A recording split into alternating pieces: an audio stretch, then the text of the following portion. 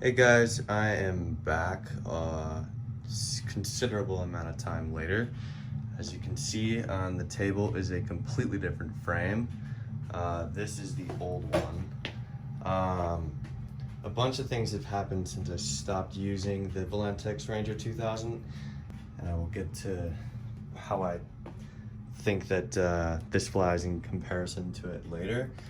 But I was having some issues with this Pixhawk, this knockoff Pixhawk that I got on eBay, and I decided to upgrade fully, basically, to a Pixhawk Cube Orange, and this has the standard ADS-B carrier board. You can see that behind there.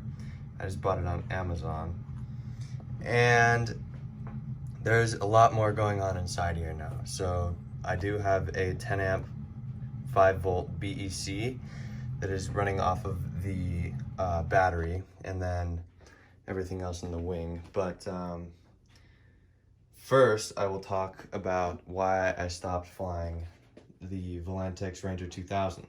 So I was having some issues with the Pixhawk 2.4.8. It was just very unreliable. The compass wasn't very good. It just didn't use very high quality components. So I decided to buy this Pixhawk Cube Orange, and I configured it for the Ranger, and something was wrong on my first flight that I did with it, and it basically smashed it into the ground. But I decided just to get this ZOHD Dart XL Extreme instead, because it fits in my car a lot better. I don't have to take the wing off like I did with the Volantex Ranger 2000. And in general, it's just way easier to work on because you had to stick your hand so far into the Volantex Ranger to get to any of the components or anything, and it was just such a pain in the ass that you know, it's all kind of just built up to me buying this new frame. So I have crashed it a couple of times already. I have flown it probably 5 or 6 times. And every time that I crashed it, I just hot glued it back together and it seems fine. I broke both of these little wingtips off and they seem fine. I cracked this nose a little bit and it seems fine. I just hot glued it all back together. And yeah, so I'm pretty sure this is going to be the final iteration of this design. I shortened all of these wires, so the power wires for the ESC ran all the way to the front, and I didn't need it to run all the way to the front because the Pixhawk Cube came with this battery sensor, which is not great, but it did come with one. So I shortened it up, and then I also shortened up this GPS wire that's going into the Cube Orange. And I also broke the button, so I just cut it off and then disabled the button in Ardupilot, or Mission Planner.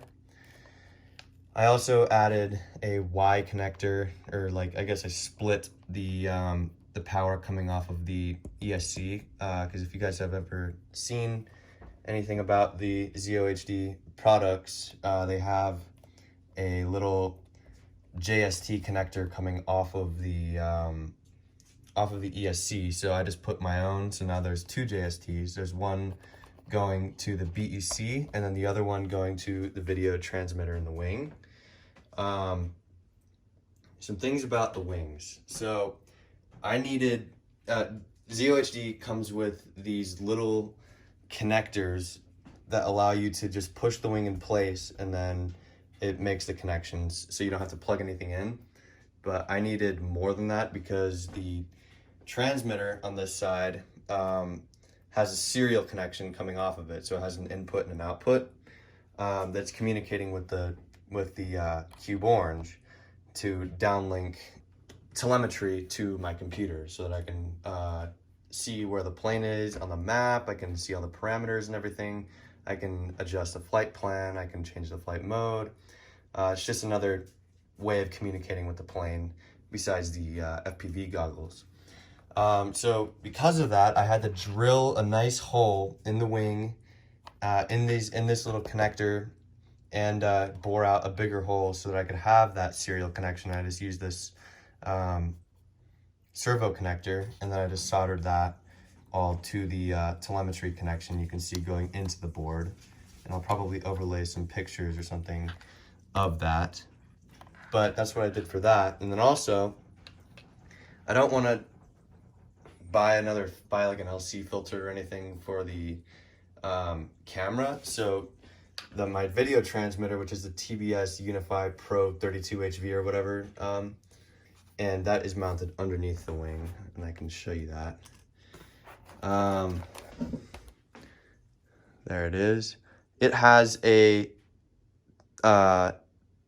whatever battery voltage in, and then a 5-volt out for the camera that is filtered.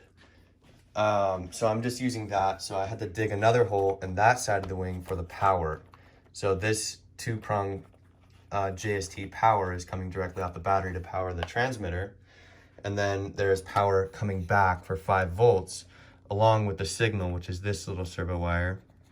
If you can imagine that going all the way through to the front. Let's see if we can get a better view in there. Yeah, you can see it right here. So that's running all the way back to the front, sorry, of the plane, where we have the OSD, which is using another one of the serial telemetry connections on the ProfiCNC Cube Orange. And then it's overlaying obviously the video that is being captured by the RunCam Split 3.